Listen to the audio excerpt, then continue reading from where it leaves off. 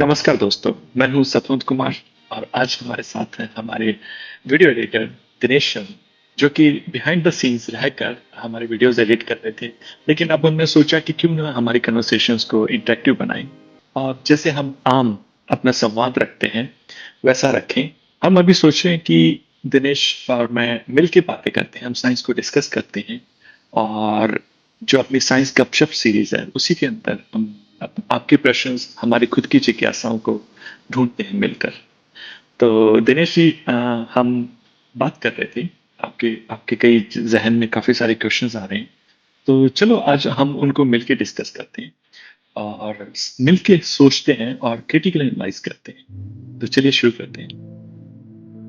Thank you sir to giving me this space और मेरे questions को आप सुन रहे हैं और उसको जवाब भी देने की कोशिश कर रहे हैं। इवन चैट जीपीटी भी नहीं मेरी हेल्प कर पा रहा इस मामले में। So thank you so much for having me here. एक क्वेश्चन जो मेरे दिमाग में रात को ही आया था, आ तो काफी दिन से रहा था, but it just clicked me too much कि मेरे को उसका आंसर चाहिए था। रात को पता नहीं क्या हुआ था। तो मेरे पास एक इलेक्ट्रिक स्कूटर है, electric scooter EV, it's called Vida. तो उसमें दो बैटरी लगती है। One obviously it's taking power from, एक से तो वो पावर ले रहा है और एक आइडल रहता है। तो मेरे दिमाग में चला कि ये जो इलेक्ट्रिसिटी प्रोड्यूस होती है बेसिकली वो विंड मिल्स या वगैरह जो भी पानी से हम ऐसे सर्कल करते हैं उससे ऐसे ही तो प्रोड्यूस करते हैं। तो जब मेरी स्कूटी का जो टायर है वो घूमता है, वो ऑब्वियसली कुछ प्रोड्यूस एनर्जी ले रहा है पर कुछ प्रोड्यूस भी तो कर रहा है ना। तो क्यों वो दूसरी बैटरी को मेरे चार्ज नहीं कर रहा? अब मैंने ये सवाल चैट जीपीटी से पूछा, चैट जीपीटी ने बोला कि ऐसा हो नहीं सकता। तो फिर मेरे को लगा कि मेरे पास एक साइंटिस्ट सर है, तो उन्हें मैं डायरेक्ट क्वेश्चन या आप ही से जाके करूँ। Please help me out here sir. शुक्रिया दिनेश जी, ये आपका क्वेश्चन बहुत ही इम्पोर्टेंट है और लगभग हर इंसान के जहन में कभी ना कभी तो आता ही है। तो ये मेरे जहन में भी कई बार आया था। जब हम थर्मोडायनामिक्स पढ़ते हैं या और फिजिक्स की चीजें पढ़ते हैं तो ये बहुत आता है। और यूट्यूब पे आपने देखा होगा बहुत सारी फेक वीडियोस हैं इसके बारे में, काइंड ऑफ परपेचुअल मोशन बोलते हैं इसको। तो सिंपल सी बात है कि तो इसमें तीन चार कंसेप्ट समझते हैं। पहला समझते हैं कि आपकी प्रॉब्लम को डिफाइन करते हैं, जो आपने बताया। आपने कहा कि क्यों ना जो इंजन एक सोर्स ऑफ एनर्जी है, इस केस में आपके केस में एक बैटरी है जो कि इलेक्ट्रिक मोटर को ड्राइव कर रही है और उस मोटर से एनर्जी मिल रही है जो कि आपकी बाइक को आगे लेके जा रही है। तो इसमें दो चीजें समझनी होंगी। जो एनर्जी बैटरी से इलेक्ट्रिक मोटर तक आ रही है, उसकी जो कन्वर्जन है मैकेनिकल एनर्जी की, वो 100% नहीं है उसकी एफिशिएंसी। मान लो डिस्कशन के लिए कि वो 90% है, ठीक है, 10% का लॉस हो गया वहीं पे। अब अगर वो इलेक्ट्रिक मोटर से हमने एक डायनमो लगा दिया, जनरेटर लगा दिया, तो इलेक्ट्रिक मोटर से जनरेटर लगा दिया और जनरेटर से फिर बिजली प्रोड्यूस कर रहे हैं जिससे कि हम बैटरी चार्ज कर लें। तो अब वो जनरेटर भी 100% एफिशिएंट तो है नहीं। मान लो कि वो 90% है, ठीक है। तो 100 का 90% रह गया था, अब उस 90% का फिर से 90% रह गया, तो टोटल का 81% रह गया, लगभग पीछे अराउंड 80%। अब 20% तो हमने इस प्रोसेस में ही लूज कर दी। फिर बैटरी को चार्ज करने की एफिशिएंसी खुद जब वो चार्ज हो रही है वो भी परफेक्ट नहीं है। तो कुल मिला के जो पॉइंट है कि हर स्टेप पे हम ड्यू टू इनएफिशिएंसी लूज कर रहे हैं एनर्जी को। तो जो आपकी आपने ये पूरा प्रोसेस लिया, जो आपकी चार्ज बैटरी थी उससे मोटर से जनरेटर और जनरेटर से फिर मोटर, डायनमो या जनरेटर से फिर मोटर। तो इस प्रोसेस ये ज्यादा इनएफिशिएंट है। इंस्टेड ऑफ आप डायरेक्टली बैटरी से बैटरी चार्ज करो पहला, पर वो भी 100% नहीं है। तो हम यहाँ पे एग्री कर रहे हैं कि पूरे प्रोसेस में लॉस हो रहा है as a heat, as a friction energy का। तो इसलिए वो 100 अगर हम दे रहे हैं किलोवाट आवर, तो वो आगे 100 नहीं पहुंच रहे, कुछ ही परसेंट पहुंच रहा उसका। इसलिए ये प्री एनर्जी वाला कंसेप्ट या परपेचुअल मोशन, एक चीज को हमने मोशन में डाल दिया फॉर एवर रहे, वो नहीं हो पा रहा। और यही थर्मोडायनामिक्स के लॉज यही कहते हैं कि एनर्जी ट्रांसफर परफेक्ट नहीं होता, लॉस होता उसमें। तो अगर छोटे होते, जैसे मेरे दिमाग में ख्याल आता कि एक इलेक्ट्रिक मोटर है, उससे जनरेटर लगा दिया, और जनरेटर की बैटरी इलेक्ट्रिक मोटर से लगा दी, एक बार उसको स्टार्ट किया, फिर फॉरएवर चलता रहना चाहिए। बात तो यही है। Infinite loop. हाँ, इन्फिनिट लूप में फिर यही, क्योंकि क्योंकि घर्षण होता है, फ्रिक्शन होती है बोथ जनरेटर और इलेक्ट्रिक मोटर में, उसके कारण एनर्जी लॉस हो रही है, हीट के कारण एनर्जी लॉस हो रही है, जब घूम रही है वो उसके कारण एनर्जी लॉस हो रही है। तो पूरे प्रोसेस में नेट लॉस है एनर्जी का। अब नेट लॉस है तो कहीं से तो एनर्जी आनी चाहिए। हवा ऐसे रेंडमली तो बनेगी नहीं कहीं से। शुरू में हमने घुमाया, उसको एनर्जी दी, उससे चल रही है, फिर वो लूज हो जाएगी विद टाइम, फिर वो रुक जाएगी। तो इसलिए हमें आपको एक्सटर्नल एनर्जी देनी पड़ रही है बैटरी की, उसको चलाते रहिए। तो इसलिए परपेचुअल मोशन इम्पॉसिबल है थर्मोडायनेमिक्स के लॉस के कारण। और आपने कुछ देर पहले जब हम बात कर रहे थे कि ये जिज्ञासा सिर्फ आज की नहीं है, ये सदियों से चलती आ रही है, तो आप थोड़ा बताना चाहेंगे उस पे? हाँ, एक्चुअली जब मैंने रात को चैट जीपीटी से बात की तो उन्होंने मेरे को बहुत एग्जांपल दिए। सबसे बड़ा एग्जांपल मुझे यही लगा कि 1200 सेंचुरी में भास्कर करके एक साइंटिस्ट हुआ करते थे उस टाइम। उन्होंने एक व्हील बनाया था, मे बी हम इसको स्क्रीन पे दिखा देंगे। तो उस व्हील में ऐसा था कि वो इन्फिनाइट लूप के पर्पस से बनाया गया था। उन्होंने ऐसा कुछ डाला था, मेरे को उसकी एक्सप्लेनेशन वो आपको देख के बतानी पड़ेगी कि बेसिकली उसके अंदर लिक्विड डाल दिया था कि वो खुद उसको ऐसे पीछे से जैसी वो आए उसको पीछे से पुश करे और वो चलता ही रहे।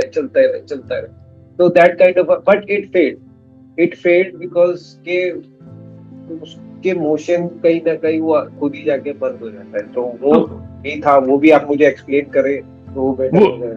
वो भी, क्योंकि अगर मूविंग पार्ट आ गया तो फ्रिक्शन आ गई, जहां एनर्जी लूज हो रही है। ये पॉसिबल है एक परफेक्ट वर्ल्ड में जहां जीरो फ्रिक्शन है, वैक्यूम है, हवा से फ्रिक्शन नहीं हो रही, और जो एलिमेंट्स है जैसे लकड़ी में घर्षण हो रहा है, या मेटल्स का, या रोड पे टायर्स का, या इंजन के अंदर मेटल का घर्षण हो रहा है, अगर वो नहीं हो, वो जीरो हो जाए एक तरह से आइडियल। ये जैसे काफी हाइपोथेटिकल सिचुएशंस हैं जहां पे हम रीच कर सकते हैं जीरो घर्षण को। हाइपोथेटिकल सिचुएशंस हैं। अगर हम वैसे पहुंच जाएं, परफेक्ट वैक्यूम है, ना हवा से कोई रेजिस्टेंस आ रही है, एकदम कंटेन्ड चैम्बर है, तब हम इसके क्लोज जा सकते हैं परसेप्चुअल मोशन के। तो again like this has been, ये सदियों से हमारी जिज्ञासा रही है, ह्यूमन नेचर ड्राइव रही है, बोथ लाइक अपने कल्चर में, इंडिया में, एंशिएंट इंडिया में यहाँ काफी सारे कंसेप्ट्स आए हैं, यूरोप में मिडिल एजेस में काफी सारे कंसेप्ट्स आए हैं, ओल्डर फिलोसफीज में काफी सारे कंसेप्ट्स हैं, क्योंकि इनफाइनाइट सोर्स ऑफ एनर्जी हर किसी को चाहिए। तो ये ह्यूमन जिज्ञासा का पार्ट रहा है काफी दिनों तक, काफी सदियों तक, I must say millennia. And आपको भी ये लगता है कि ये कभी भी हम इस चीज को, इन्फिनाइट लूप को कभी भी हम बना नहीं पाएंगे साइंटिफिकली? हम इस चीज को कभी उस चीज में ला नहीं पाएंगे जो कई लोग सोचते हैं। मतलब मेरे को जब कल आया दिमाग में, मेरे को लगा यूरेका समझ रहे हो कि रात को मेरे को ऐसा दिमाग में आया कि यार वो अगर खुद ही चार्ज चले, एक बैटरी को चलाए, दूसरे को चार्ज कर दे, तो it's obviously such a big thing, like it's not a small thing. अब तुम मेरे को रात को लगा, फिर मैंने हट से मेरे को दिमाग में आया कि चलो चैट जीपीटी से बात करते हैं। बात की मैंने, फिर then it says कि it can't be done. Give me examples, there's a lot of scientific details. यार वही थर्मोडायनेमिक्स के लॉज टूट जाएंगे अगर हम नहीं कर दिया, if it makes sense. Maybe down the line, maybe at quantum level or something, we can create something like this. अब कभी कितने जीरो प्रोबेबिलिटी तो किसी की नहीं रख सकते, हो सकता है कि हम कोई एक्सेप्शन ढूंढ लें इसकी, पर अभी जो बोलिए। नहीं सॉरी, हाँ मैं ये कह रहा था, पहले तो थर्मोडायनेमिक्स लॉ मुझे पता नहीं, मतलब I am not into science at that level first. Secondly, why can't we break the laws? Like there are many things which has been broken from previous thing. मतलब पहले लोग कुछ और मानते थे, फिर कुछ और मानने लगे, ये लॉज था, अब कुछ और लॉ है, तो ऐसा क्यों नहीं हो सकता इन फ्यूचर? फर्स्ट तो मेरे को आप थर्मोडायनेमिक लॉ समझा। Secondly, why can't we break?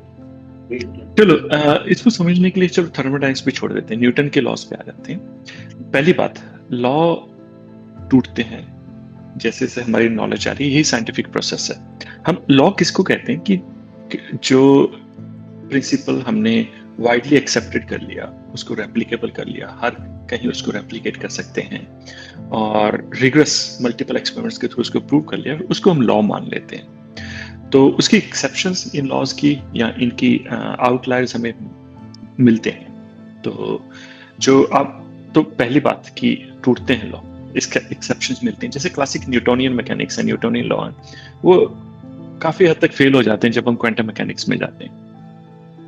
क्योंकि तब थे नहीं, जब हेवनली बॉडीज, जो बड़ी बॉडीज बड़े मासेस पे है, जब हमने ये लॉज बनाए, तभी अपने को समझ नहीं थी, नई इंफॉर्मेशन आई, नई टेक्नोलॉजी आई, तो ये चेंज हो गए।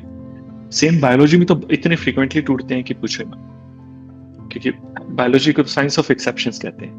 तो एक्सेप्शंस ही एक्सेप्शंस भरी पड़ी। अब आती है बात इसको समझने के लिए, परपेचुअल मोशन को। जो पहला न्यूटन का लॉ है कि कोई भी चीज, ये मग फॉर एग्जांपल अगर स्टैटिक है तो इसकी टेंडेंसी है स्टैटिक होने की अनटिल और अनलेस मैंने एक्सटर्नल फोर्स लगाई, तभी मूव करेगा। ये मूव कर रहा है, ये तो खड़ा है। सेम अगर ये मूव कर रहा है तो ये मूव करता रहेगा अनटिल और अनलेस हमने कोई एक्सटर्नल फोर्स लगाई। तभी स्पेस में अगर हम कोई चीज घुमा के छोड़ देते हैं, that keeps going on until unless वो किसी चीज से, धूमकेतु से टकराए, किसी उल्कापिंड से टकराए, किसी प्लैनेट पे जाके क्रैश हो जाए, या किसी ग्रेविटी फोर्स से उसको स्पिन किया या रोका जाए।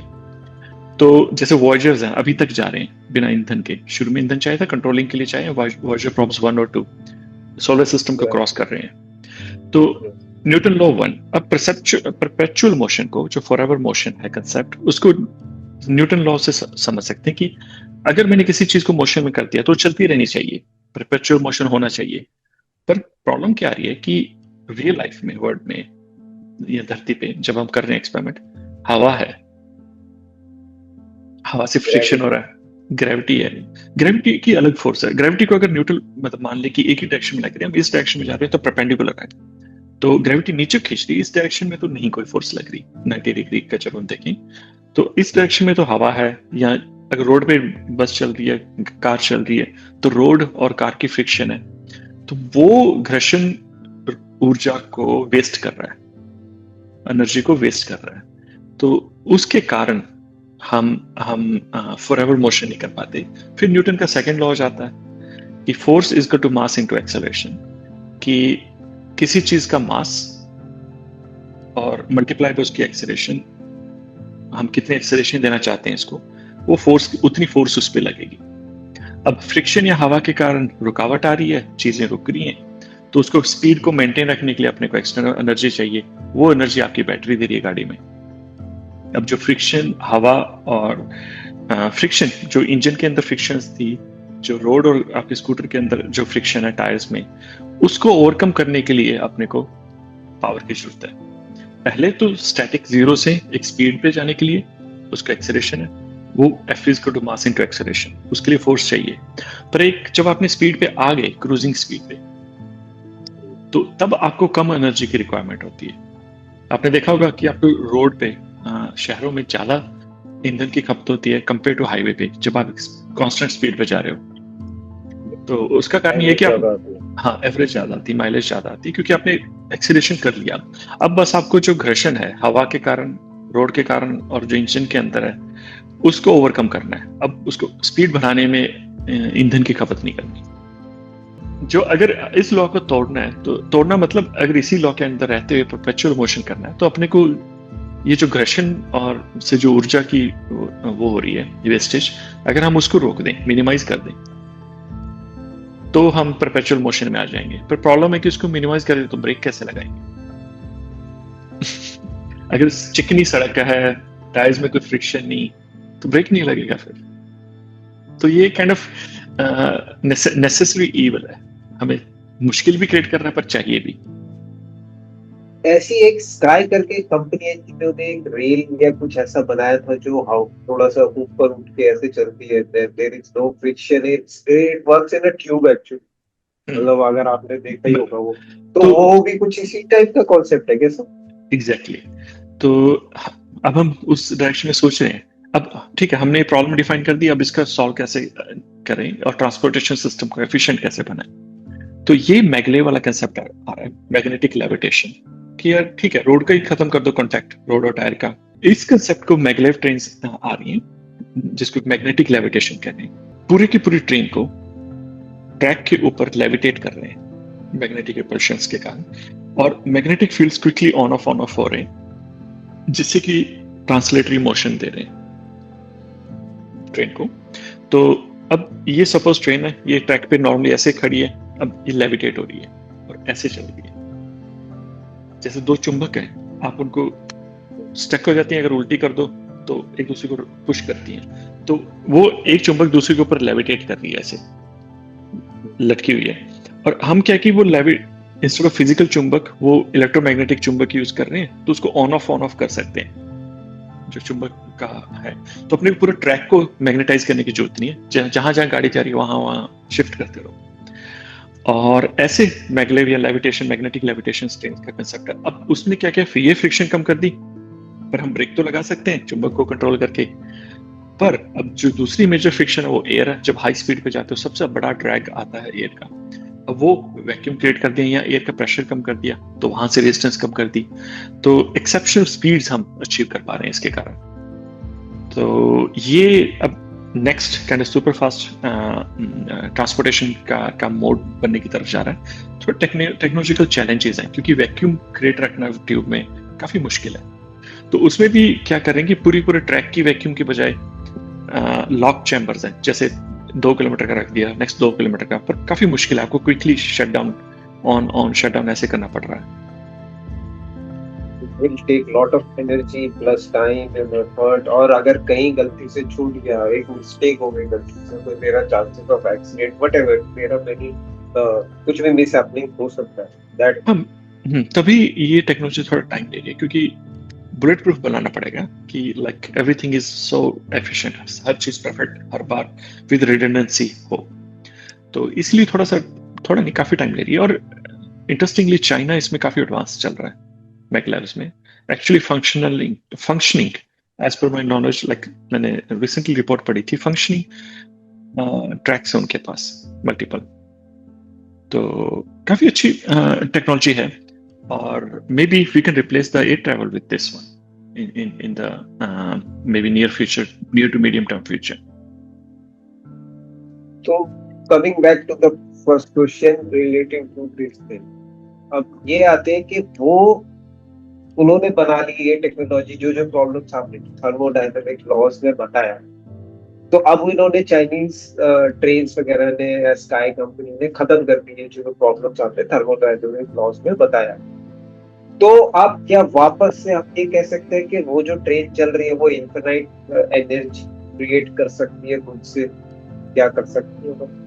Interesting question. तो हमने क्या कहा कि अगर उसको मोशन में रख सकते हैं, एनर्जी कम यूज करेगी फॉर श्योर। पर अब सोचो, उसको लेविटेट करने के लिए तो एनर्जी चाहिए, मैग्नेट, ठीक है, वो एनर्जी कंज्यूम हो रही है। वैक्यूम बनाने या रखने के लिए एनर्जी चाहिए, उसमें एनर्जी लगेगी। सो आई एम नॉट श्योर ये एनर्जी एफिशिएंट सिस्टम है, या एनर्जी एफिशिएंसी के लिए हम ये डिस्कवरी कर रहे हैं। पूरी गेम मैगलेव की आ रही है कि स्पीड, हाई स्पीड कैसे अचीव करें। जैसे बुलेट ट्रेन है या फिजिकल लैंड स्पीड्स है। आई थिंक एक इंटरेस्टिंग मूवी है, अपनी ऑडियंस और दिनेश मैं आपको रिकमेंड करूंगा, the fastest Indian, the world's fastest Indian. तो या इंडियन, वो इंडियन मोटरसाइकिल्स हैं जो यूएसए में बनते थे, अभी भी बनते हैं। तो फास्टेस्ट इंडियन वो सॉल्ट लेक सिटी पे हाई स्पीड ट्रैक का रिकॉर्ड सेट करते हैं 60s में। एक्चुअली आई वेंट देयर पिछले महीने, तो एकदम फ्लैट लैंड्स है, वहां पे आप टेस्ट कर सकते हो। कॉन्टेक्स्ट ये है, क्यों बोल रहा हूं मैं, एक लिमिट है हम कितना जा सकते हैं। एयर के एटमॉस्फेयर के रेजिस्टेंस के बीच में हम मैक्सिमम टेरेस्ट्रियल स्पीड कितनी अचीव कर सकते हैं, उसकी लिमिट हिट कर रहे हैं। उसके बाद चीजें बहुत ज्यादा रिस्की हो रही हैं, अनस्टेबल हो रही हैं। तो जो पूरी दौड़ है अभी कि क्या हम एयर स्पीड वाली स्पीड्स को नॉर्मलाइज रेपिटेटिव तरीके से धरती पे यूज कर सकते कि नहीं। इसलिए मैगलेव का कंसेप्ट ज्यादा पॉपुलर हो रहा है कि वैक्यूम कर दो और ग्राउंड की फ्रिक्शन हटा दो, और ये चीजें इंटरेस्टिंग हो रही है अपने लिए। इसलिए पूरा फोकस मैगलेव वाला है। आई डोंट थिंक कि ये एनर्जी एफिशिएंसी के लिए मेन प्राइमरी कॉज है। तो एनर्जी एफिशिएंसी, और एनर्जी एफिशिएंसी अगर हम देखें भी तो कितना mileage, instead of like for example 10 kilometre पर लीटर या डीजल का भी यूज कर रहे हैं, गैसोलीन का, की बजाय इंस्टेड ऑफ अगर हम 20 भी चले जाएं, तो जो इन्वेस्टमेंट का प्रॉफिट अपना जो तेल सेव किया वर्सेस जो पूरा मैग्लेट सिस्टम बनाया, काफी एक्सपोनेंशियल है। मे बी सेंचुरीज निकल जाएंगे उसको रिकवर करने के लिए। सर एक और चीज आपने बोली कि ग्रेविटी, जब ऐसे हम जा रहे हैं तो ग्रेविटी एक्चुअली आपको इतना नहीं कुछ फ्रिक्शन क्रिएट करती है, व्हाटएवर इट इज, कि वो उतनी एनर्जी नहीं लेती जो कि एयर ले। और हमने कई ऐसे कार के डिजाइन वगैरह भी देखे हैं जो एरोडायनेमिक्स बनाते हैं कि इसका डिजाइन ही ऐसा है कि एरोडायनेमिक्स ऐसे ऐसे निकल जाता है। इवन F1 की कार्स बहुत इसी तरीके से डिजाइन भी की जाती है कि वो एयर डिजाइन, वो कभी ग्रेविटी को लेके इतना चिपक के तो चलाते हैं रोड से कि जितनी हो सके उतना, पर इतना जितना वो थर्मोडायनेमिक्स पे ध्यान देते हैं इतना वो ग्रेविटी पे। और आपने भी यही बात बोली कि ग्रेविटी इतना रोकती है, तो ये चीज थोड़ा सा बता। ग्रेविटी मैंने इसलिए कहा था क्योंकि जो मोशन है, जो फोर्स होती है, तो वेक्टर सिंपल भाषा में ग्रेविटी 90 डिग्री ऑर्थोगोनल है, 90 डिग्री के एंगल पे है जहां मोशन हो रहा है। तो ग्रेविटी की फोर्स ऊपर नीचे लग रही है, इस डायरेक्शन के मोशन को कम इफेक्ट कर रही है, जीरो होना चाहिए क्योंकि 90 डिग्री है। तो जैसे फॉर एग्जांपल अगर मैं ट्रेन में जा रहा हूं, ट्रेन ऐसे जा रही है और मैं जंप मारता हूं, तो मैं ट्रेन के ही साथ साथ जंप मार रहा हूं। ट्रेन ऐसे जा रही है, मैं जंप मार रहा हूं, वहीं पे लैंड हुआ। तो उस जंप में जब मैं मार रहा हूं, ऐसे नहीं कि चलती हुई ट्रेन में मैं जंप मार रहा हूं वर्सेस खड़ी ट्रेन में, मेरे को तो उतनी एनर्जी लग रही है क्योंकि ग्रेविटी का एंगल 90 डिग्री है मोशन के, जो ट्रेन का मोशन है, तो इफेक्ट नहीं डाल रहा। इसलिए मैं कह रहा था कि अगर ट्रांसलेशन मोशन है तो उसमें ग्रेविटी का इतना रोल नहीं आ रहा। पर समझ गया मैं, जैसे कि मतलब जितना मैं समझा, एक बार फिर आप शायद दोबारा से बताना। ये हमारा मास है और ग्रेविटी जो है वो इतने ही पोर्शन पे कर रही है, तो ऑब्वियसली इसके अंदर फोर्स ज्यादा है तो वो उससे उसको इम्पैक्ट नहीं करती। नहीं, एम आई राइट? जो मैं कहना चाह रहा था, नहीं, मास है तो ग्रेविटी हर जगह लग रही है, हर पॉइंट पे। ठीक है, फॉर कैलकुलेशंस के लिए क्लासिकल न्यूटोनियन में हम अज्यूम कर लेते हैं कि इसके सेंटर ऑफ मास या सेंटर ऑफ ग्रेविटी पे हम कैलकुलेशंस करते हैं, पर हर पॉइंट पे लग रही है। पर जो मैं बताना चाह रहा था, ग्रेविटी जो लग रही है वो है कि यार अगर मोशन है, अगर उसमें 90 डिग्री का एंगल है, दो फोर्सेस हैं, अगर वो 90 डिग्री के एंगल में एक दूसरे पे लग रही हैं, तो एक दूसरे के जो उसका इफेक्ट है उस पर नल होती हैं, कोई इफेक्ट नहीं होता। जैसे मैंने बॉल थ्रो की ऐसे, ठीक है, बॉल थ्रो की और वो सीधी जा रही है, उधर से एक और बॉल आई और उसने उसको हिट कर दिया, तो जो जितना इसको नॉर्मल डिस्टेंस पे जाना था वो उतना जाएगी, पर इस बॉल ने आके उसको हिट किया तो इधर भी इस डायरेक्शन में भी डिस्टेंस बना दिया, तो इंस्टेड ऑफ इधर या इधर जाने के ये डायगोनल जाएगी, दोनों डिस्टेंस कवर करेगी, इधर वाला भी और आगे वाला भी। तो जितनी इसको एनर्जी कैलकुलेशन में इतना जाना चाहिए था तो वो उतना जा रही है, और जितना इसको आगे जाना चाहिए था उतना जा रही है, तो ऐसे जाएगी। सेम कंसेप्ट बैलिस्टिक्स में या बुलेट में, लॉन्ग रेंज शूटिंग में जाते हैं जब हम, तो जैसे 1 किलोमीटर 2 किलोमीटर के शॉट्स हैं, काफी लंबे शॉट्स हैं, या इवन छोटे पे भी आपको कैलकुलेट करना पड़ता है कि ग्रेविटी तो नीचे को लग रही है, बुलेट ड्रॉप हो रहा है या आपके बैलिस्टिक्स ड्रॉप हो रही है, पर जो उसकी जितना उसको दूरी करनी है वो तो उतनी कवर करेगा। तो ग्रेविटी नीचे लग रही है पर वो स्पीड कम नहीं कर रही। ग्रेविटी बुलेट को गिरा रही है नीचे, स्पीड कम नहीं कर रही। स्पीड कम कर रही है, गेस? स्पीड, एयर ड्रैग कम कर रही है, इसलिए एरोडायनेमिक्स इंपॉर्टेंट है। तो सर मुझे ये तो समझ में आ गया कि हाँ, क्यों हमारी जो है इन्फिनाइट लूप पे नहीं चल सकती, और क्यों भास्कर जैसे बड़े साइंटिस्ट भी फेल हो गए 100th century. Still the scientist of today's is also lacking somewhere because of the law. This law can't be broken in that sense. So thank you to letting me know and making it easier to understand or comprehensible for me. Thank you so much, sir. Pleasure. तो दोस्तों मिलते हैं कल फिर। दिनेश, हम कल फिर मिलते हैं एक अच्छे आपकी जिज्ञासा को आंसर करने के लिए। और अगर हमारी ऑडियंस की भी क्वेश्चंस हों, उनकी भी इनर क्यूरियोसिटीज हो और जिज्ञासाएं हो, तो प्लीज कमेंट्स में बताएं। हम उन प्रश्नों को उठाएंगे और आपके सामने हम मिलकर डिस्कस करेंगे उनको। तब तक नमस्कार। Thank you so much.